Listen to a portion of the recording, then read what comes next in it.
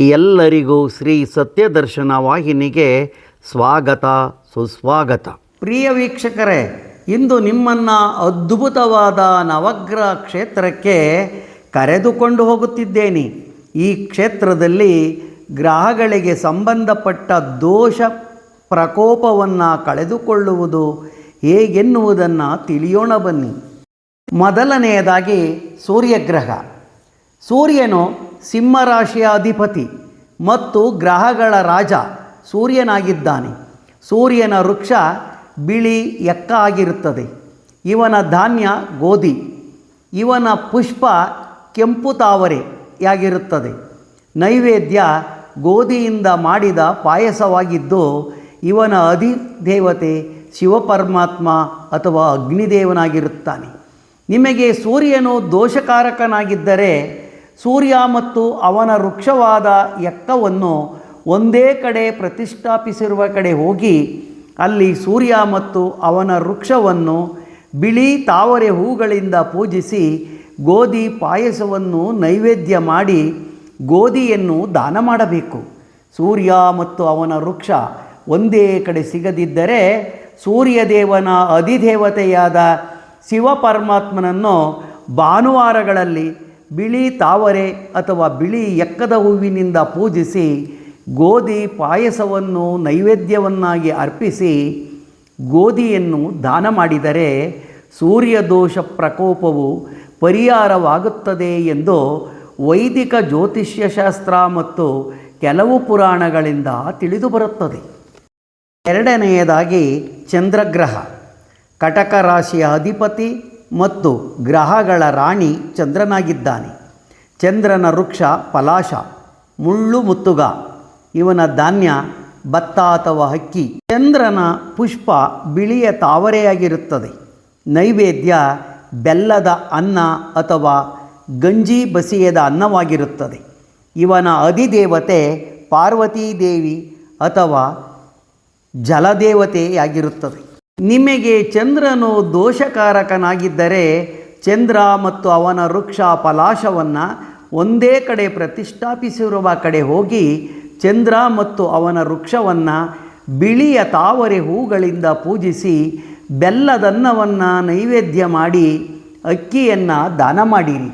ಚಂದ್ರ ಮತ್ತು ವೃಕ್ಷ ಒಂದೇ ಕಡೆ ಸಿಗದಿದ್ದರೆ ಚಂದ್ರನ ಅಧಿದೇವತೆಯಾದ ಪಾರ್ವತೀ ದೇವಿಯನ್ನು ಸೋಮವಾರಗಳಲ್ಲಿ ಬಿಳಿಯ ತಾವರೆ ಹೂಗಳಿಂದ ಪೂಜಿಸಿ ಬೆಲ್ಲದನ್ನವನ್ನು ನೈವೇದ್ಯ ಅರ್ಪಿಸಿ ಅಕ್ಕಿಯನ್ನು ದಾನ ಮಾಡಿದರೆ ಆಗ ಚಂದ್ರ ದೋಷ ಪ್ರಕೋಪವು ಪರಿಹಾರವಾಗುತ್ತದೆ ಎಂದು ಜ್ಯೋತಿಷ್ಯಶಾಸ್ತ್ರ ಹಾಗೂ ಪುರಾಣಗಳಿಂದ ತಿಳಿದುಬರುತ್ತದೆ. ಮೂರನೆಯ ಗ್ರಹ ಮಂಗಳ, ಕುಜ, ಅಂಗಾರಕ. ಮೇಷ ಮತ್ತು ವೃಶ್ಚಿಕ ರಾಶಿಗಳ ಅಧಿಪತಿ ಗ್ರಹ ಸೈನ್ಯಾಧಿಪತಿ ಮಂಗಳನಾಗಿರುತ್ತಾನೆ. ಮಂಗಳನ ವೃಕ್ಷ ಕದಿರ ಕಗ್ಗಲಿಯಾಗಿರುತ್ತದೆ. ಇವನ ಧಾನ್ಯ ತೊಗರಿ ಕಾಳು. ಇವನ ಪುಷ್ಪ ಕೆಂಪು ಕಣಿಗಲೆ. ನೈವೇದ್ಯ ಬೆಲ್ಲದನ್ನವಾಗಿರುತ್ತದೆ. ಇವನ ಅಧಿದೇವತೆ ಸ್ಕಂದ ಸುಬ್ರಹ್ಮಣ್ಯ. ನಿಮಗೆ ಮಂಗಳನು ದೋಷಕಾರಕನಾಗಿದ್ದರೆ ಮಂಗಳ ಮತ್ತು ಅವನ ವೃಕ್ಷ ಕದಿರ ಎನ್ನು ಒಂದೇ ಕಡೆ ಪ್ರತಿಷ್ಠಾಪಿಸಿರುವ ಕಡೆ ಹೋಗಿ ಕೆಂಪು ಕಣಿಗಲೆ ಹೂಗಳಿಂದ ಪೂಜಿಸಿ ಬೆಲ್ಲದನ್ನವನ್ನು ನೈವೇದ್ಯ ಮಾಡಿ ತೊಗರಿಯನ್ನು ದಾನ ಮಾಡಬೇಕು. ಮಂಗಳ ಕದಿರ ವೃಕ್ಷ ಒಂದೇ ಕಡೆ ಸಿಗದಿದ್ದರೆ ಮಂಗಳನ ಅಧಿದೇವತೆಯಾದ ಸುಬ್ರಹ್ಮಣ್ಯನನ್ನು ಮಂಗಳವಾರ ಕೆಂಪು ಕಣಿಗಲೆ ಹೂಗಳಿಂದ ಪೂಜಿಸಿ ಬೆಲ್ಲದನ್ನವನ್ನು ನೈವೇದ್ಯ ಅರ್ಪಿಸಿ ತೊಗರಿಯನ್ನು ದಾನ ಮಾಡಿದರೆ ಆಗ ಮಂಗಳನ ದೋಷ ಪ್ರಕೋಪವು ಪರಿಹಾರವಾಗುತ್ತದೆ ಎಂದು ಜ್ಯೋತಿಷ್ಯಶಾಸ್ತ್ರ ಮತ್ತು ಪುರಾಣಗಳಿಂದ ತಿಳಿದುಬರುತ್ತದೆ. ನಾಲ್ಕನೆಯದಾಗಿ ಬುಧಗ್ರಹ. ಮಿಥುನ ಮತ್ತು ಕನ್ಯಾ ರಾಶಿಯ ಅಧಿಪತಿ ಹಾಗೂ ಗ್ರಹಗಳ ರಾಜಕುಮಾರ ಬುಧನಾಗಿರುತ್ತಾನೆ. ಇವನ ವೃಕ್ಷ ಅಭಾಮಾರ್ಗ ಉತ್ತರಾಣಿಯಾಗಿರುತ್ತದೆ. ಇವನ ಧಾನ್ಯ ಹೆಸರುಕಾಳು. ಇವನ ಪುಷ್ಪ ಜಾಜಿ. ನೈವೇದ್ಯ ಹಾಲುಕೋವವಾಗಿರುತ್ತದೆ. ಬುಧನ ಅಧಿದೇವತೆ ವಿಷ್ಣು ನಾರಾಯಣ. ನಿಮಗೆ ಬುಧನು ದೋಷಕಾರಕನಾಗಿದ್ದರೆ ಬುಧ ಮತ್ತು ಅವನ ವೃಕ್ಷ ಉತ್ತರಾಣಿಯನ್ನು ಒಂದೇ ಕಡೆ ಪ್ರತಿಷ್ಠಾಪಿಸಿರುವ ಕಡೆ ಹೋಗಿ ವಿಷ್ಣು ದೇವನನ್ನು ಜಾಜಿ ಪುಷ್ಪಗಳಿಂದ ಪೂಜಿಸಿ ಹಾಲು ಕೋವವನ್ನು ನೈವೇದ್ಯ ಅರ್ಪಿಸಿ ಹೆಸರು ಕಾಳನ್ನು ದಾನ ಮಾಡಬೇಕು. ಮಂಗಳ ಮತ್ತು ವೃಕ್ಷ ಉತ್ತರಾಣಿ ಒಂದೇ ಕಡೆ ಸಿಗದಿದ್ದರೆ ಬುಧನ ಅಧಿದೇವತೆಯಾದ ವಿಷ್ಣುದೇವನನ್ನು ಜಾಜಿ ಪುಷ್ಪಗಳಿಂದ ಬುಧವಾರದಂದು ಪೂಜಿಸಿ ಹಾಲು ಕೋವವನ್ನು ನೈವೇದ್ಯ ಅರ್ಪಿಸಿ ಹೆಸರು ಕಾಳನ್ನು ದಾನ ಮಾಡಬೇಕು. ಆಗ ಬುಧನ ಪ್ರಕೋಪ ಪರಿಹಾರವಾಗುತ್ತದೆ ಎಂದು ಜ್ಯೋತಿಷ್ಯ ಶಾಸ್ತ್ರ ಮತ್ತು ಪುರಾಣಗಳಿಂದ ತಿಳಿದುಬರುತ್ತದೆ. ಐದನೆಯದಾಗಿ ಗುರು ಬೃಹಸ್ಪತಿ ಗ್ರಹ ಧನುಸ್ಸು ಮತ್ತು ಮೀನರಾಶಿಯ ಅಧಿಪತಿ ಮತ್ತು ಗ್ರಹಗಳ ಮಂತ್ರಿ ಗುರುವಾಗಿರುತ್ತಾರೆ. ಗುರುವಿನ ವೃಕ್ಷ ಅಶ್ವತ್ಥ ಅರಳಿ, ಇವನ ಧಾನ್ಯ ಕಡಲೆಕಾಳು, ಇವನ ಪುಷ್ಪ ಹಳದಿ ಸೇವಂತಿಗೆಯಾಗಿರುತ್ತದೆ, ನೈವೇದ್ಯ ಮೊಸರನ್ನವಾಗಿರುತ್ತದೆ. ಗುರುವಿನ ಅಧಿದೇವತೆ ಶಿವಪರಮಾತ್ಮ ಹಾಗೂ ದತ್ತಾತ್ರೇಯ. ನಿಮಗೆ ಗುರು ದೋಷಕಾರಕನಾಗಿದ್ದರೆ ಗುರು ಮತ್ತು ಅವನ ವೃಕ್ಷ ಅಶ್ವತ್ಥ ಒಂದೇ ಕಡೆ ಪ್ರತಿಷ್ಠಾಪಿಸಿರುವಲ್ಲಿಗೆ ಹೋಗಿ ಗುರು ಮತ್ತು ಅರಳಿ ವೃಕ್ಷವನ್ನು ಹಳದಿ ಸೇವಂತಿಗೆ ಹೂಗಳಿಂದ ಪೂಜಿಸಿ ಮೊಸರನ್ನವನ್ನು ನೈವೇದ್ಯ ಅರ್ಪಿಸಿ ಕಡಲೆಕಾಳನ್ನು ದಾನ ಮಾಡಬೇಕು. ಗುರು ಮತ್ತು ಅರಳಿ ವೃಕ್ಷ ಒಂದೇ ಕಡೆ ಸಿಗದಿದ್ದರೆ ಗುರುವಿನ ಅಧಿದೇವತೆಯಾದ ಶಿವಪರಮಾತ್ಮನನ್ನು ಗುರುವಾರ ಹಳದಿ ಸೇವಂತಿಗೆ ಹೂಗಳಿಂದ ಪೂಜಿಸಿ ಮೊಸರನ್ನವನ್ನು ನೈವೇದ್ಯ ಅರ್ಪಿಸಿ ಕಡಲೆಕಾಳನ್ನು ದಾನ ಮಾಡಿದರೆ ಆಗ ಗುರುದೋಷ ಪ್ರಕೋಪವು ಪರಿಹಾರವಾಗುತ್ತದೆ ಎಂದು ಜ್ಯೋತಿಷ್ಯ ಶಾಸ್ತ್ರ ಹಾಗೂ ಪುರಾಣಗಳಿಂದ ತಿಳಿದುಬರುತ್ತದೆ. ಆರನೆಯದಾಗಿ ಶುಕ್ರಗ್ರಹ ವೃಷಭ ಮತ್ತು ತುಲಾರಾಶಿಯ ಅಧಿಪತಿ ಗ್ರಹಗಳ ಸೈನಿಕ ಶುಕ್ರನಾಗಿರುತ್ತಾನೆ. ಶುಕ್ರನ ವೃಕ್ಷ ಹತ್ತಿ ಔದುಂಬರ, ಧಾನ್ಯ ಅವರೆಕಾಳು. ಶುಕ್ರನ ಪುಷ್ಪ ಬಿಳಿಯ ತಾವರೆ. ಶುಕ್ರನ ನೈವೇದ್ಯ ತುಪ್ಪದ ಅನ್ನ. ಶುಕ್ರನ ಅಧಿದೇವತೆ ಮಹಾಲಕ್ಷ್ಮೀ ದೇವಿಯಾಗಿರುತ್ತಾಳೆ. ನಿಮಗೆ ಶುಕ್ರ ದೋಷಕಾರಕನಾಗಿದ್ದರೆ ಶುಕ್ರ ಮತ್ತು ಶುಕ್ರನ ವೃಕ್ಷ ಔದುಂಬರವನ್ನು ಒಂದೇ ಕಡೆ ಪ್ರತಿಷ್ಠಾಪಿಸಿರುವ ಕಡೆ ಹೋಗಿ ಬಿಳಿ ತಾವರೆ ಪುಷ್ಪಗಳಿಂದ ಪೂಜಿಸಿ ತುಪ್ಪದನ್ನವನ್ನು ನೈವೇದ್ಯವನ್ನಾಗಿ ಅರ್ಪಿಸಿ ಅವರೆಕಾಳನ್ನು ದಾನ ಮಾಡಬೇಕು. ಶುಕ್ರ ಮತ್ತು ಔದುಂಬರ ಒಂದೇ ಕಡೆ ಸಿಗದಿದ್ದರೆ ಶುಕ್ರನ ಅಧಿದೇವತೆಯಾದ ಶ್ರೀ ಮಹಾಲಕ್ಷ್ಮೀ ದೇವಿಯನ್ನು ಶುಕ್ರವಾರಗಳಲ್ಲಿ ಬಿಳಿಯ ತಾವರೆ ಪುಷ್ಪಗಳಿಂದ ಪೂಜಿಸಿ ತುಪ್ಪದನ್ನವನ್ನು ನೈವೇದ್ಯವನ್ನಾಗಿ ಅರ್ಪಿಸಿ ಅವರೆಕಾಳನ್ನು ದಾನ ಮಾಡಬೇಕು. ಆಗ ಶುಕ್ರದೋಷ ಪ್ರಕೋಪವು ಪರಿಹಾರವಾಗುತ್ತದೆ ಎಂದು ಜ್ಯೋತಿಷ್ಯ ಶಾಸ್ತ್ರ ಹಾಗೂ ಪುರಾಣಗಳಿಂದ ತಿಳಿದುಬರುತ್ತದೆ. ಏಳನೆಯದಾಗಿ ಶನಿಗ್ರಹ ಮಕರ ಮತ್ತು ಕುಂಭರಾಶಿಯ ಅಧಿಪತಿ ಹಾಗೂ ಗ್ರಹಗಳ ಸೈನಿಕ ಶನಿ ಪರಮಾತ್ಮನಾಗಿರುತ್ತಾನೆ. ಶನಿಯ ವೃಕ್ಷ ಬನ್ನಿ ಶಮಿ, ಧಾನ್ಯ ಕರಿ ಎಳ್ಳು. ಶನಿಯ ಪುಷ್ಪ ಶಂಖಪುಷ್ಪ, ಇವನಿಗೆ ನೈವೇದ್ಯ ಎಳ್ಳನ್ನ.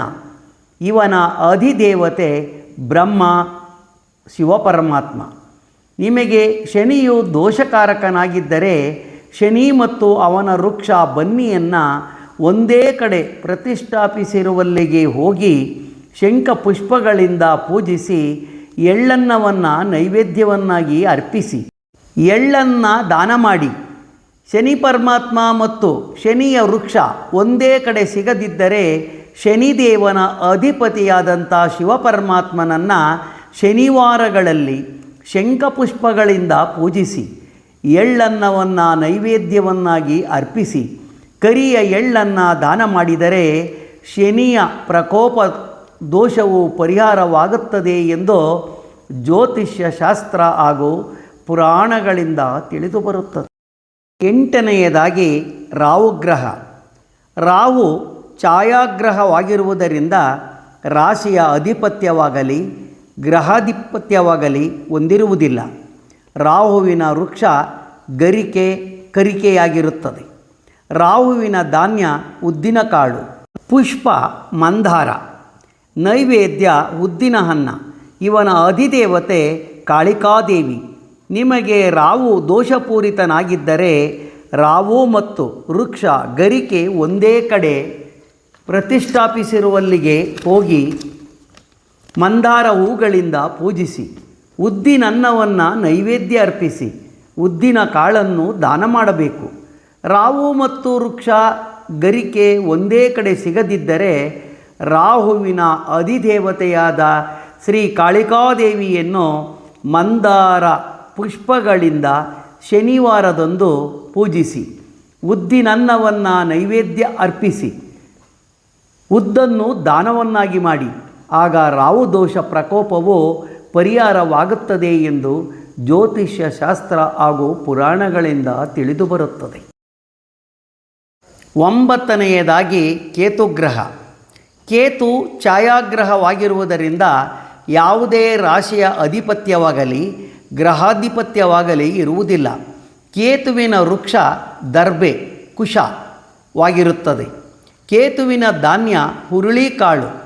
ಕೇತುವಿನ ನೈವೇದ್ಯ ಜೀರಿಗೆಯ ಅನ್ನ. ಕೇತುವಿನ ಪುಷ್ಪ ಕೆಂಪು ಕಣಿಗಲೆ ಹೂವು.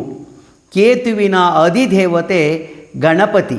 ನಿಮಗೆ ಕೇತು ದೋಷಕಾರಕನಾಗಿದ್ದರೆ ಕೇತು ಮತ್ತು ಕೇತುವಿನ ವೃಕ್ಷ ದರ್ಬೆ ಕುಶವನ್ನು ಒಂದೇ ಕಡೆ ಪ್ರತಿಷ್ಠಾಪಿಸಿರುವಲ್ಲಿಗೆ ಹೋಗಿ ಕೆಂಪು ಕಣಿಗೆಲೆ ಹೂಗಳಿಂದ ಪೂಜಿಸಿ, ಜೀರಿಗೆಯ ಅನ್ನದ ನೈವೇದ್ಯವನ್ನು ಅರ್ಪಿಸಿ, ಹುರುಳಿ ಕಾಳನ್ನು ದಾನ ಮಾಡಿ.